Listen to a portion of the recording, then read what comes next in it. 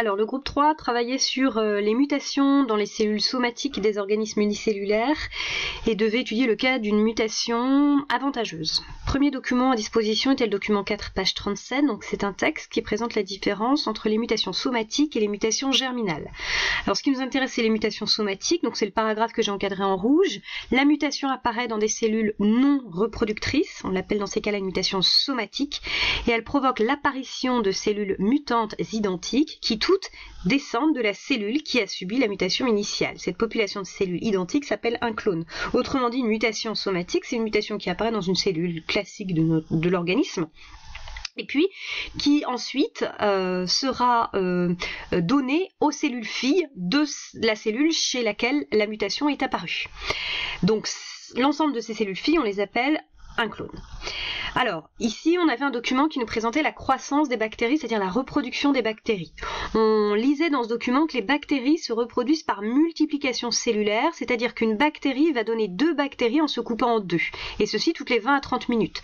Donc le petit schéma ici nous le montre, une bactérie va se couper en 2 pour donner 2 nouvelles bactéries au bout de 20 à 30 minutes, et puis chacune de ces bactéries va à nouveau se diviser en 2 pour donner 4 bactéries au bout d'une heure, etc., etc.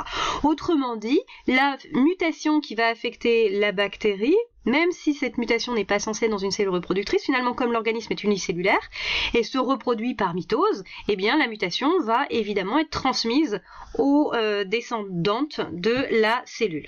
Prenons sous forme de schéma ce que je viens de dire. Donc la cellule mère a une mutation, elle se reproduit par mitose pour donner 2 cellules filles, et comme les unicellulaires se reproduisent de manière asexuée, en fait tous les clones, c'est-à-dire les descendants de la cellule mère, vont avoir cette mutation. Le document 1, page 272, présente un antibiogramme réalisé sur une souche de la bactérie Escherichia coli et 4 antibiotiques différents ont été testés. Donc on voit en fait ici 4 antibiotiques, l'antibiotique A, amikacine, l'antibiotique B, gentamicine, antibiotique C, pristinamycine et antibiotique D, l'érythromycine. Donc on nous dit que sur la boîte de pétri, il y a eu une culture bactérienne qui a été déposée. Donc en fait, cette culture bactérienne, elle se sera développée et au bout de 24 heures, on obtiendra un voile blanc. Ce voile blanc, en fait, il est constitué de plusieurs milliers de colonies bactériennes. Or, on aperçoit que le voile blanc disparaît autour de ces 3 antibiotiques ici. On a ce qui s'appelle ici un halo. Donc ça veut dire qu'en fait, les antibiotiques qui sont ici, en fait, ont diffusé dans la gélose et sont allés tuer les bactéries qui se trouvaient autour d'eux. Or, si on remarque bien, autour de l'érythromycine, les bactéries se sont développées. Autrement dit, cette souche de bactéries Escherichia coli est résistante à l'érythromycine, mais sensible aux 3 autres antibiotiques. Le document 2, page 272, présente une bactérie avant, ici, et après traitement à la pénicilline, et on nous informe que la pénicilline est un antibiotique de la famille des bêta-lactamines. Donc c'est le premier antibiotique qui a été découvert par Alexander Fleming en 1928. Donc si on observe bien, après l'utilisation de l'antibiotique, eh bien la paroi de la bactérie semble être complètement molle, complètement détruite, et puis le cytoplasme semble avoir fui la cellule. Le document suivant est le document 3, page 272, il présente le mode d'action de la pénicilline. En fait, c'est un schéma qui représente pour sa partie gauche la structure de la bactérie, on voit en jaune le cytoplasme. Autour du cytoplasme est présente la membrane plasmique et autour il y a la paroi bactérienne. Et on voit ici que cette paroi bactérienne donc s'assemble et que la pénicilline, donc l'antibiotique, va venir inhiber l'assemblage de la paroi. Autrement dit, s'il n'y a plus de paroi, eh bien on nous donne dans le texte que la paroi bactérienne rigide résiste à la pression exercée par le cytoplasme sur la membrane plasmique. Autrement dit, s'il n'y a plus la paroi ici en bleu, forcément la cellule en fait va exploser puisqu'en fait le cytoplasme va fuir à l'extérieur de la cellule, donc la bactérie va être détruite. Le document suivant nous présente l'interview de Laurent Loison, qui est historien des sciences. Alors en fait, dans cette interview, Laurent Loison explique qu'il y a eu 2 hypothèses qui ont permis d'expliquer l'apparition de nouveaux caractères biologiques chez les êtres vivants unicellulaires. Première hypothèse que j'ai surlignée ici en jaune, c'est l'hypothèse de Lamarck.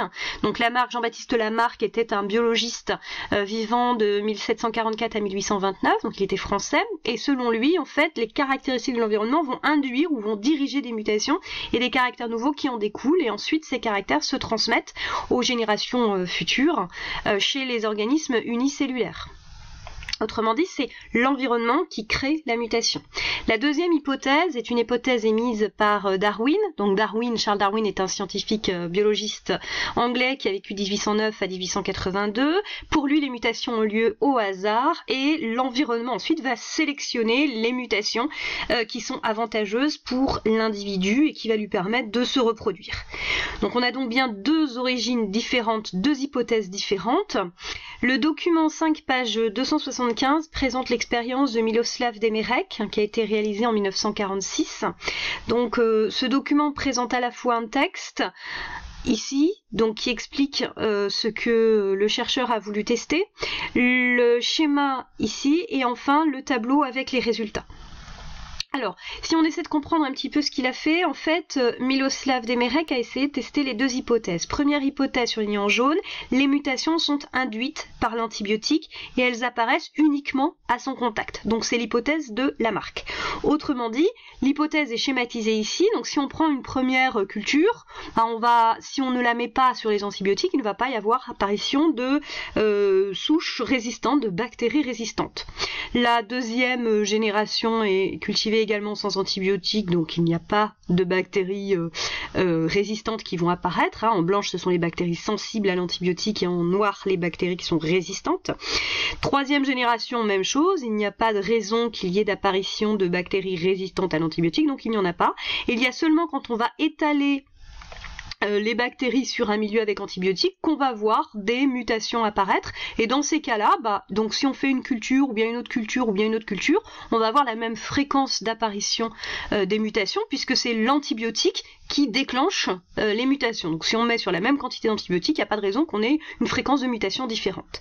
La deuxième hypothèse qui a été testée par Miloslav Demirec est l'hypothèse de Darwin, c'est-à-dire que les mutations sont aléatoires, qu'elles peuvent apparaître à tout moment entre la mise en culture et le contact avec l'antibiotique.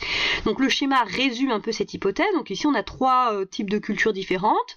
Et puis comme a priori selon Darwin les mutations apparaissent au hasard, on peut très bien lors de la première culture déjà avoir l'apparition d'une bactérie résistante. On fait se développer sur 2 générations successives les bactéries, et donc on va avoir, si on calcule dans le pourcentage de population restante et que qu'on l'étale sur un milieu avec antibiotiques, et on va avoir finalement des fréquences qui vont être très variables selon la culture obtenue, évidemment puisque les mutations se seront apparues au hasard lors des générations successives. Alors le tableau donc présente les résultats. Donc en fait on a mis des cultures de bactéries sur des boîtes avec des antibiotiques, et donc on s'aperçoit que la culture 1, on a 33 colonies qui sont résistantes, la culture 2 839, la culture 3 9, la culture 4 126 et la culture 5 18. Donc ça veut dire qu'évidemment ce ne sont pas les antibiotiques qui ont provoquer l'apparition de la mutation, sinon on aurait un nombre constant de bactéries par culture. Donc on est plutôt dans le cas de l'hypothèse B. Autrement dit ici, on a l'origine des mutations chez les êtres vivants unicellulaires, donc ce sont des mutations qui apparaissent de manière aléatoire. Alors quel est le lien après qu'on peut faire avec le fait que le nombre de bactéries résistantes aux antibiotiques peut par exemple augmenter? Si on regarde ce document, donc c'est le document 1, page 274, vous avez un graphique d'un côté qui représente la consommation d'antibiotiques en Europe en 2005, donc l'axe des abscisses représente les différents pays, l'axe des ordonnées représente la dose journalière d'antibiotiques consommée par 1000 personnes, et la carte à droite présente la résistance des pneumocoques, c'est-à-dire des bactéries, de certaines bactéries en Europe en 2005. Alors si on regarde les pays finalement pour lequel la résistance des pneumocoques est très importante, supérieure à 50%, on a la France. Et si on compare avec l'utilisation des antibiotiques, on s'aperçoit que c'est en France qu'on a une dose journalière d'antibiotiques la plus importante. Alors on peut essayer de voir si effectivement tous les pays, si les deux documents sont corrélés à chaque fois. Si je regarde le Pays-Bas par exemple où la dose journalière d'antibiotiques est la plus faible, eh bien je m'aperçois que le Pays-Bas, on le retrouve ici, a également un taux de résistance aux antibiotiques qui est relativement faible. Donc ce document permet de montrer que plus on va utiliser des antibiotiques et plus on va avoir des bactéries qui sont résistantes puisqu'elles auront été sélectionnées en quelque sorte par ces antibiotiques. Le document suivant représente l'évolution sur 12 ans de la sensibilité d'Escherichia coli à 3 antibiotiques en France. Donc nous avons ici la résistance à un antibiotique qui s'appelle la ciprofloxacine, en rouge l'acide nalidixique et en violet donc l'amoxicilline, et on s'aperçoit que depuis une bonne dizaines d'années, on sera même à 20 ans aujourd'hui, et bien en fait on a un taux de sensibilité qui diminue. Ça veut dire que les bactéries sont de moins en moins sensibles aux antibiotiques et donc de plus en plus résistantes. Le document donc 3 page 274 nous présentait un extrait d'une notice d'utilisation d'un antibiotique, et donc on pouvait lire dans cet extrait que les antibiotiques sont efficaces seulement pour lutter contre les bactéries, ne sont pas efficaces contre les virus, et puis que la résistance s'accroît par l'usage abusif ou inapproprié des antibiotiques, et que donc on risque de favoriser l'apparition de bactéries résistantes et donc de retarder la guérison, même de rendre inactif ce médicament si on ne respecte pas la dose à prendre, les moments de prise et la durée de traitement. Alors avec Anagen, on a pu comparer les séquences des 2 souches de bactéries, donc une qui était résistante aux antibiotiques, celle-ci, et puis la première qui était sensible aux antibiotiques, et la deuxième qui était résistante aux antibiotiques, et on s'aperçoit que la seule différence se situe au niveau du nucléotide numéro 700, et il y a une adénine à la place de la guanine. Donc on a bien simplement une mutation qui va entraîner la résistance aux antibiotiques. Alors si on résume tout ça, donc voilà la mutation mise en évidence, si on résume tout ça, eh bien on va avoir une bactérie qui est sensible à l'antibiotique. Puis chez cette bactérie sensible à l'antibiotique, donc elle va se multiplier et il va y avoir l'apparition d'une mutation qui va créer une bactérie résistante à l'antibiotique. Ce qui va se passer, c'est que si on utilise des antibiotiques, eh bien les bactéries qui sont sensibles à l'antibiotique vont disparaître, elles vont éclater par l'usage des antibiotiques, alors que la bactérie résistante à l'antibiotique, elle va survivre. Elle va survivre et elle va se développer pour donner des bactéries à nouveau résistantes à l'antibiotique. Donc ici, on a la mutation qui apparaît au hasard, et ensuite ici, on a bien la sélection naturelle qui intervient, c'est-à-dire qu'on va avoir ici en fait la bactérie qui est résistante qui va être sélectionnée par l'utilisation des antibiotiques.